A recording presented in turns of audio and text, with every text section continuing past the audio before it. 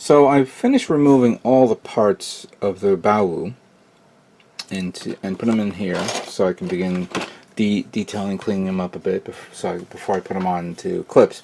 But I needed to focus on the most important part of this kit, and that is the sleeves that represent the sleeves that's on the unicorn version of the Bawoo that we remember. And I took apart everything except the forearmor of this so I can get an overall grasp of its dimension, size, and scale. Now, this is a little bit different than what I just noticed, because as I was doing research on this, I noticed that this little section here, the indentations here of this part, represents a dual purpose. Obviously it's for design, but it's also designed to support the shield. I could put this over here and it has that weird warping effect that, you know, it'll pop out easily. But I guess with paint and patience it may stick. I don't know how well it will stick. I haven't thought of that yet. And maybe thinking of cutting here would benefit from it, but I'm going to leave that alone for now. The one thing I'm a bit more worried now that I've discovered this is that if I decide to paint this and use this color, most likely during time of friction as I put this on and off, it may strip the paint. I'm slowly considering the possibility of using a little bit more stronger paint, like let's say enamel. I believe I have white, enamel white, but I want off-white. And I guess to do something like that, I would have to probably prime the part enamel black before I do enamel white. That I have to make I have to think that out follow it through carefully. But for now, we'll just keep that to the side. We need to focus on this. That is why I have my trusty little Pla-plate here, which I began cutting and shaping the scale. Because let me show you more images here, because the paper image from which came with this kit is great detail on one angle, but I needed more angles of this. So here's a picture that I pulled up online of the ReBawoo 1/100 scale that's coming out soon. And as you can see here, the actual part is in a single type, is in an angle facing forward, opposite to this one. Then when it reaches up to here at the top, it looks like an arrow shape here in the front and in the back, and then cuts it back here.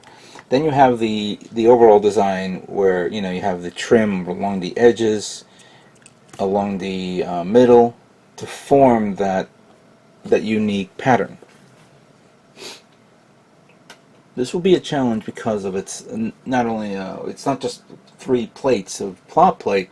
You're talking smaller Pla-plate as well to form that design. So what did I do is I began cutting, trimming, and make sure it fell into, you know, it aligned up properly, and I ended up with this. Now there's a little bit extra Pla-plate at the top. I don't know if you guys can see that. It is white, so it's kind of hard. You should see it there. I'm gonna, it's dried, and I'm gonna take a sanding stick and I'm gonna sand it down nice and smooth, so it's smooth on this. But let me show you how it falls under this. So it looks like that.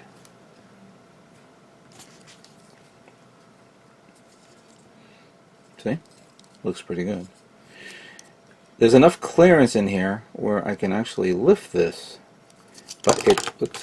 but it actually lifts up the part as well. My whole I don't know if I'm going to leave it glued on, but to tell you the truth, I may just not even bother opening up the missile pod doors at all. Just enough so I can get it in there. It is a little bit too far back, and I'm going to maybe do a little trimming there, like I'm going to cut that off there, just round it off there on the edges, round it off there, kind of like how it shows in the picture. And then I'm gonna sand it down nice and smooth. I'm gonna use this part as a support hold to support it, so it doesn't get warped during me fussing about. I've already done two, as you can see here, so they're both ready, and I made it identical. But to do the trim, I thankfully make sure I had enough other other Pla-plate that will allow me. So I have these styrene strip styrene, excuse me, 0.02 by 0.03, and they're I have 10 of them in here, but I think I've used a few. There's 4 in there. This should be enough for me to actually. Hold on a second. I'll use this one to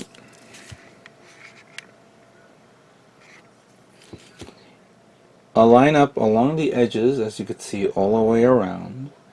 Then make 1, 2, 3, 1, 2, 3 on that side, and then put a line there. Actually, a line goes right in the middle, and then you have 2 on the side, 2 up there, and then 3 there. So this is going to be a lot of cutting, a lot of gluing to look like the image you see here. What do you guys think of that? So I'm waiting for this to dry, and then I'm going to sand it down, and then we're going to try this. So give me some time to work on that. Okay.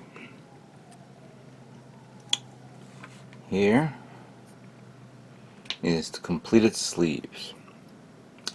Now, this took me a little bit of time and a lot of Pla-plate, as you can see. But I'm able to get the pattern that you see right here. Now there is some separations that you see, which and I just applied a hefty amount of glue. When it dries, I'm going to use sanding sticks like this, and oh yeah, that's right, and then use this one right here. This is I think I have this one's a little already used up, but I may just use it to smooth it down a bit after I use this, so I can clean up all the leftover parts in specific angles, also areas that may have a separation of the Pla-plate, so it could be seamlessly smooth. So this came out pretty good. Let's see how it looks like on this. There you go. That's actually not bad. Granted, I could probably open this up here, but I'm not going to open up either way. I'm going to probably leave it alone for now. But there you go. And then, of course, I mentioned this goes here. And I said white on this. It's supposed to be dark green, so I apologize for that. Yeah, this is going to be a bit of a... Don't know how I'm going to do this. I'll have to figure this out. Because without the shield, it's not going to look good. But there you go. What do you think of that, huh? So, let's point this out here. So, I'm going to sand it down more. Refine it a bit. Smooth it down as best as I possibly can. And then, if anybody's asking me how I'm going to paint this, well, clearly I have to do a reverse wash. There's no way around that. So once everything is done with the detailing and the smoothing and the sanding, I'm going to, of course, give it a little bit of primer. I'm going to prime it. Probably end up using a more thicker primer, just so I can cover up whatever holes or whatever it's in there, and then apply white, a lacquer white. I have enamel black, and then I'll just use the enamel thinner to remove the black, so that way it could show the trim. Simple, right? But I told you I was able to get this done. And somebody clued me in on the fact that you can actually purchase a third-party type sleeves for other model kits, and he sent me a link to it. But after looking at it, It didn't look like the one that was on the image that I just showed before. But yeah, I said no. Doing this was actually not only easy, but it was fun. It was really fun. I actually enjoyed doing this, and I hope you guys enjoy it as well. If you guys plan to do something like this for your kits as well, maybe there's a Gundam kit out there that you say no, well, not a Gundam, but more of a Xeon kit that could have been a sleeves kit. Could have been, you know, piloted by the sleeves. Just an idea. Well, anyway, let me clean this up and continue cleaning up all the remaining parts.